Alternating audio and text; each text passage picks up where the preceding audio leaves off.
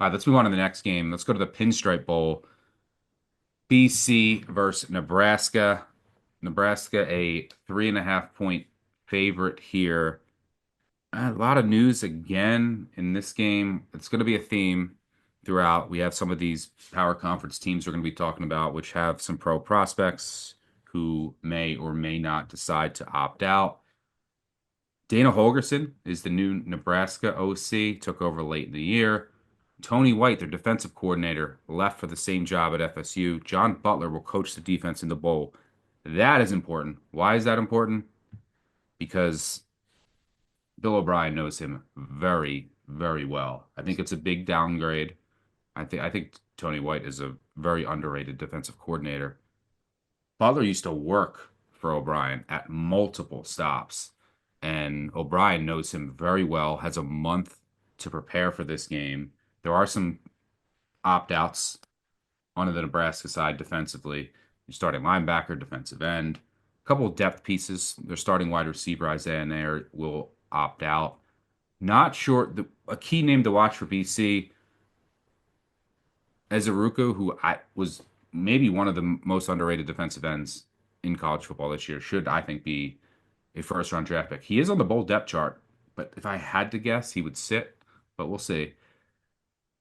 I think BC can hang here. I don't. I think this game basically is a coin flip. I love the O'Brien prep angle against Butler here. That offense really started to find itself. Found the running back rotation late in the season.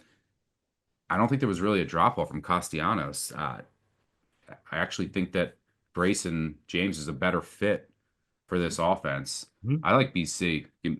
Lines back up to 3.5. Thank you very much. Um, Maybe I should refresh my screen because we're going to 4.5.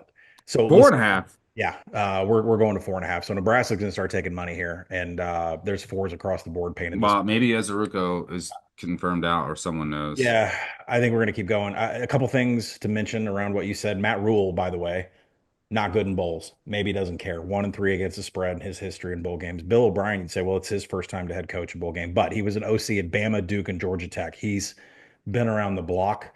Weather, big time, 44 degrees, 60% chance of precip, but there's no wind. So ball protection is going to be king here. Going to be a slippery ball going on. There's a heavy rush attack coming from Boston College. There's probably going to be a lot of two tight sets with running back Kai Robichaud, only 15 missed tackles and 164 rushing attempts this year, below 3 yards after first contact. That's not great numbers. You're not going to get explosives out of Boston College, 118th in EPA. BC runs a pretty even split of counter power inside. And Corn, their defense has been very mid FBS success rate against all of those concepts. To me, it's a rock fight on that side of the ball. On the other side of the ball, it's an even distribution of rush and pass attempts for Nebraska. Lead running back Dane Dowdle coming your way, heading to Kentucky. I believe Nebraska is getting a running back from Kentucky. There's a trade in the portal. Emmett Johnson though has better numbers for Nebraska rushing offense. Not really in touchdowns, but he's 3.3 yards after first contact, 27 missed tackles forced. Corn runs a lot of inside zone, man blocking, and BC's just been horrific against offensive lines that use man run concepts, 38% success rate. So there is an advantage there. And I would say, yeah, Nebraska's going to have scoring opportunities. But here's the problem: 113th in offensive finishing drives, 86th in offensive momentum killer, and 133rd in passing EPA. Nebraska's going to get down the field with Dylan Raiola, but he's 67th in on target rate. I expect that out of a kid his age. It's going to get better next year, but it's under or nothing for me, Stuck, because Nebraska's going to be able to get some drives into scoring, but they're one of the bottom 20 teams in finishing drives.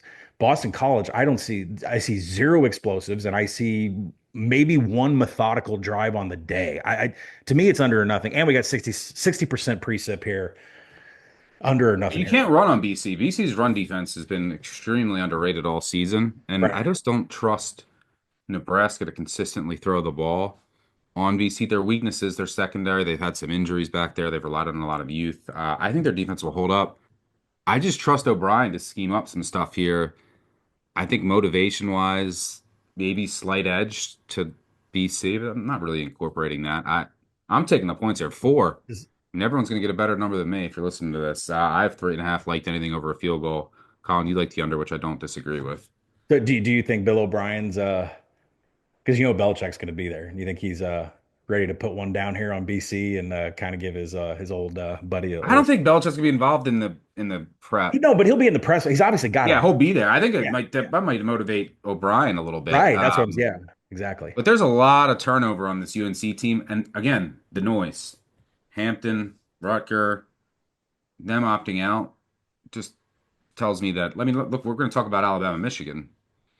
Some of Alabama's best players are playing in a meaningless bowl against Michigan. Again, that's noise that they care. I'm not sure UNC really cares about this game and their coach. Listen, it's Freddie Kitchens. Give me Bill O'Brien in the points. Yeah.